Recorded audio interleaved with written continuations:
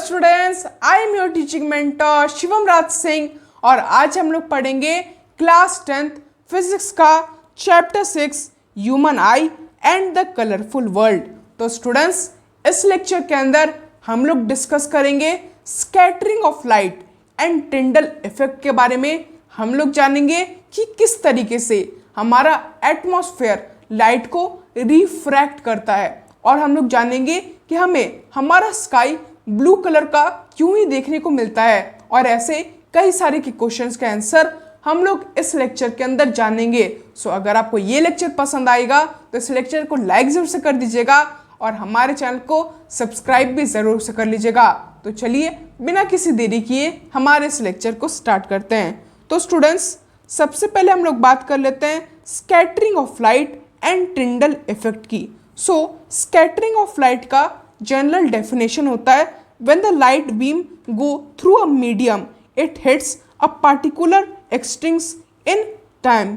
मतलब कि जब भी कोई लाइट किसी मीडियम से टकराती है तो जो लाइट होती है वो कई सारे पार्टिकल्स से टकरा कर काफ़ी ज़्यादा रिफ्रैक्ट हो जाती है एंड बहुत सारे तो पार्टिकल्स उस लाइट को अब्जॉर्ब भी कर देते हैं, जिसकी वजह से हमें कई सारे स्ट्रक्चर्स, कई सारे पार्टिकल्स जहाँ से लाइट आ रही होती है वहाँ देखने को मिलते हैं। Due to this phenomena, some of the light rays get absorbed while few of get scattered in various directions. This intensity of the scattered light ray depends on the particular size and wavelength. मतलब कि जब भी कोई particles किसी light से टकराते हैं तो कुछ पार्टिकल्स उस लाइट को अब्जॉर्ब कर लेते हैं, वहीं पर कुछ पार्टिकल्स उस लाइट को दूसरे डायरेक्शंस के अंदर रिफ्रैक्ट कर देते हैं। अब कोई पार्टिकल उस लाइट को अब्जॉर्ब करेगा या फिर उसे रिफ्रैक्ट करेगा, ये उस पार्टिकल की साइज पर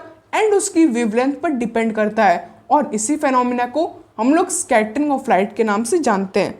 अब हम लोग बात कर लेते हैं टिंडल इफेक्ट की। सो टिंडल इफेक्ट का डेफिनेशन होता है the phenomena of scattering of light by the colliding particles give rise to Tyndall effect.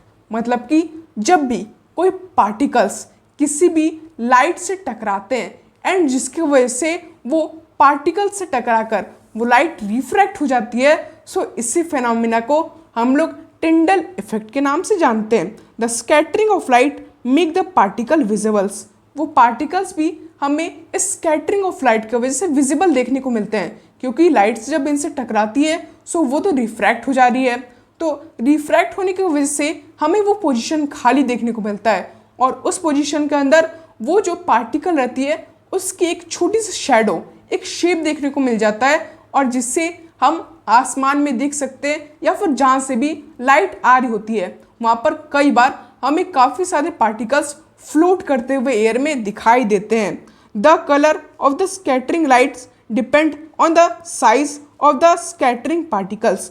अब स्कैटरिंग पार्टिकल का जो कलर रहेगा, जो लाइट का जो कलर होगा पार्टिकल से स्कैटर होने के बाद, वो पार्टिकल के साइज के ऊपर एंड खासकर उस पार्टिकल के वेवलेंथ के ऊपर डिपेंड करेगी।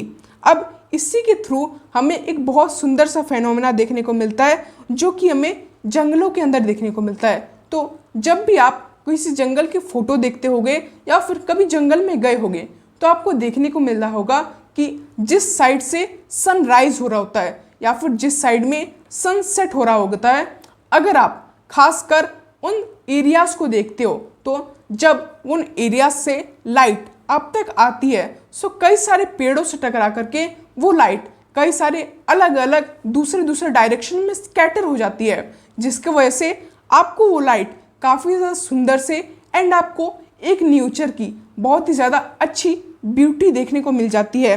अब खासकर ये जो टिंडल इफेक्ट होता है एंड इस जंगल की जो ब्यूटी होती है ये ज़्यादातर आपको कुछ कैनोपियोइस के खासकर फॉरेस्ट के अंदर ही देखने को मिल सकते हैं। अगर आप इसकी इमेजेस भी गूगल पर ऊपर सर्च करोगे तो आपको काफ़ी सारे ब्यूटीफुल इमेजेस देखने को मिल जाएंगे एंड ये फेनोमेना भी काफ़ी ज़्यादा सुंदर होता है और इससे भी हम लोग टिंडल इफेक्ट का अंदाज़ा लगा सकते हैं, क्योंकि टिंडल इफेक्ट के अंदर सेम जिस तरीके से लाइट पेड़ों से टकरा करके स्कैटर कर रही है उसी तरह टिंडल इफेक्ट में लाइट पार्टिकल से टकरा करके स्कैटर करती है।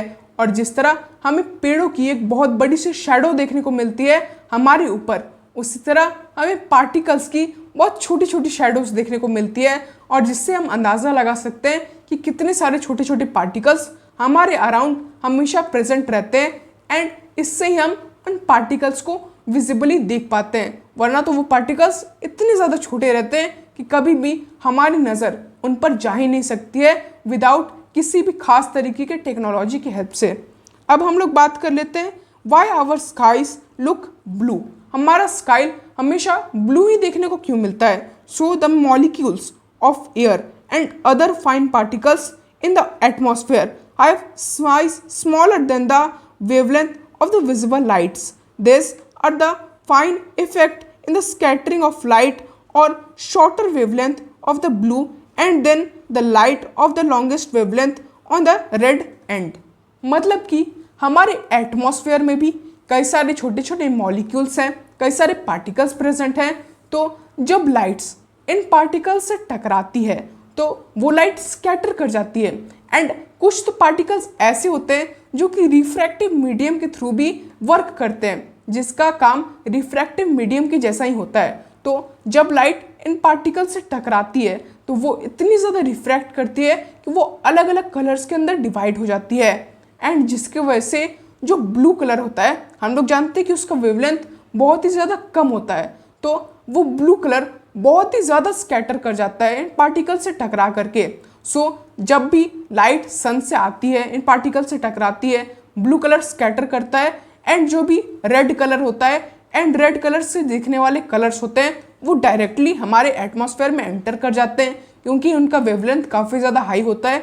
बट ब्लू कलर का वेवलेंथ कम होने की वजह से इन पार्टिकल से टकरा करके वो लगातार स्प्लिट होते रहते हैं, एंड जिसकी वजह से हमें हमारा स्काई इतना ज़्यादा ब्यूटीफुल एंड ब्लू कलर का देखने को मिलता है। एंड जनरली इन पार्टिकल्स का हाथ ही रहता है हमारे स्काई को इतना ब्यूटीफुल दिखाने के लिए और ब्लू कलर का दिखाने के लिए। क्लियर है? अब हम लोग बात कर लेते हैं कि अगर ये पार्टिकल्स हमारे एटमॉस्फेयर में प्रेजेंट नहीं रहेंगे तो हमें क्या कलर देखने को मिलेगा हमारे एटमॉस्फेयर के बाहर, हमारे स्काई का। सो अगर अर्थ के अंदर ये एटमॉस्फेयर नहीं प्रेजेंट रहेंगे सो स्कैटरिंग ऑफ लाइट भी नहीं हो पाएगी, लाइट भी अलग अलग कलर्स के अंदर डिवाइड नहीं हो पाएगी, तो हमें हर तरफ डार्कनेस ही देखने को मिलेगी, क्योंकि सन से आने वाली लाइट डायरेक्ट हमारे अर्थ के सरफेस के अंदर एंटर कर जाएगी, और जिसकी वजह से वो स्कैटर नहीं होने के कारण हमें हर तरफ अंधेरा दिखाई को मिलेगा। क्योंकि जो एस्ट्रोनॉट होते हैं जो हमारे अर्थ से बाहर जाते हैं स्पेस के अंदर, तो स्पेस के अंदर भी कोई भी एटमॉस्फेयर नहीं होता है, जिसकी वजह से उन्हें भी हर तरफ डार्कनेस ही देखने को मिलती है। और अगर हमारे पास भी ये एटमॉस्फेयर नहीं होगा और लाइट इन पार्टिकल से नहीं टकराएंगे तो हमें भी सिर्फ और सिर्फ डार्कनेस देखने को मिलेगी, सिर्फ और सिर्फ एक ब्लैक कलर की टोटल स्काई देखने को मिलेगी। समझ गए? अब हम लोग बात कर लेते हैं कि जो भी डेंजर साइंस होते हैं या फिर इम्पॉर्टेंट साइंस होते हैं उनके आसपास आपने ये रेड लाइन तो देखी होगी। सो ये रेड लाइंस एक्चुअली उनके आसपास होते क्यों हैं? सो जो ये रेड लाइट होता है इसका वेवलेंथ सबसे ज़्यादा होता है, जिसकी वजह से बहुत दूर होने के बाद भी हमें ये सिग्नल्स बहुत ही अच्छी तरीके से विजिबल होते हैं, क्योंकि रेड लाइट हमारे आंखों को सबसे ज़्यादा इफेक्ट करता है, जिसकी वजह से अगर हम बहुत ही ज़्यादा दूर भी खड़े होते हैं तो हमें समझ में आता है कि आगे कोई डेंजर है, कोई खतरा है, या फिर कोई बहुत ही इम्पॉर्टेंट चीज़ है जिसके ऊपर हमें ध्यान देना बहुत ही ज़्यादा ज़रूरी है। इसके अलावा जो वर्किंग साइड होती है वहाँ पर भी येलो कलर की सिग्नल्स हमें देखने को मिलते हैं, और येलो कलर भी बहुत ज़्यादा अफेक्टिंग होता है हमारे आँखों को, इसीलिए येलो कलर भी हम सिग्नल्स को ज़्यादा ध्यान देते हैं, और जिसकी वजह से हम लोग आगे आने वाले खतरों से संभल सकते हैं, और जिसकी वजह से ज़्यादातर सिग्नल्स रेड या फिर येलो कलर्स के अंदर ही होते हैं। समझ गए? अब हम लोग बात कर लेते हैं colour of the sun at sunrise and sunset. मतलब सन का जो कलर होता है वो सनराइज के टाइम में हमें रेड देखने को मिलता है, वहीं पर सनसेट के टाइम में भी हमें वो हल्का रेडिश ही देखने को मिलता है। तो ऐसा जनरली होता क्यों है?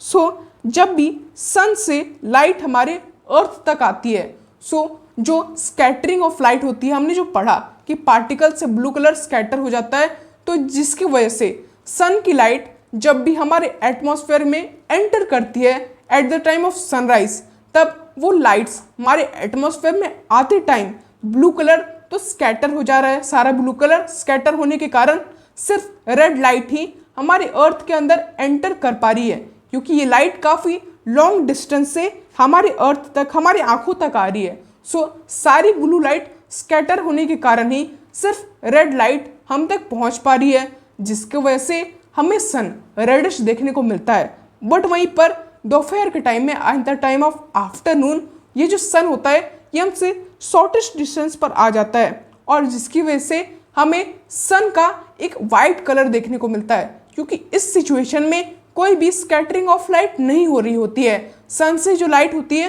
वो डायरेक्ट हम तक पहुंच जा रही होती है, जिसकी वजह से हमें सन का वाइट कलर देखने को मिलता है। बट वहीं पर जब सनसेट का टाइम में होता है, जब सूरज डूबने वाला होता है, सो फिर से वही सेम फेनोमेना होता है। जो भी ब्लू कलर होता है वो टोटली स्कैटर आउट हो जाता है और हमें सन का रेडिश कलर देखने को मिलता है, जो कि सनराइज एंड सनसेट के टाइम में बिल्कुल सेम फेनोमेना के कारण होता है। सो स्टूडेंट्स, इस लेक्चर के अंदर इतना ही।